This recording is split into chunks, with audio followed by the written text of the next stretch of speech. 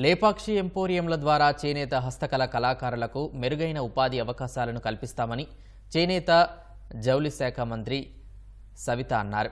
విజయవాడలో లేపాక్షి ఎంపోరియంను మంత్రి సందర్శించారు. అందులో లభిస్తున్న విగ్రహాలు, వస్త్రాల గురించి తెలుసుకున్నారు. రాష్ట్రంలో 16 ఎంపోరియంలు ఉన్నాయన్న మంత్రి ఇతర రాష్ట్రాల్లో మరిన్ని ఏర్పాటు చేస్తామని తెలిపారు. భవిష్యత్తులో మన ఉత్పత్తులు విదేశాల్లో లభ్యమయ్యే దిశగా కృషి చేస్తామన్నారు.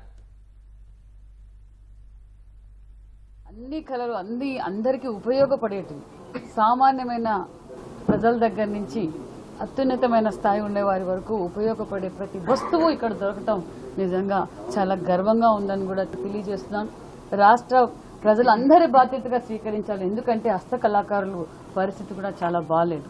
ఈ షోరూమ్ ఇతర రాష్ట్రాల్లో కూడా మరికొన్ని కూడా మేము ప్లాన్ చేయబోతున్నాం. అదేవిధంగా విదేశస్తులు కూడా వాళ్ళు ఇక్కడి నుంచి విదేశాలకు తీసుకెళ్తున్నామంటే లేదు, మేము విదేశాల్లో కూడా పెట్టబోతున్నాం అని కూడా తెలియజేస్తాం. ఖచ్చితంగా ఇప్పుడు 80 కోట్ల టర్నోవర్ ఉంది. ఖచ్చితంగా ఈ సంవత్సరమే 100 కోట్ల టర్నోవర్ కూడా మేము తీసుకురాబోతున్నామని కూడా తెలియజేస్తాం. మన సంపదని మనం సృష్టించుకుందాం, అభివృద్ధి చేసుకుందామని కూడా తెలియజేస్తూ ఈ హస్తకళాకారులకు, లేపాక్షి ఎంపోరియంకు, రాష్ట్రానికే మరింత కీర్తి తెచ్చే విధంగా మేము చేయబోతున్నామని కూడా తెలియజేస్తున్నాం.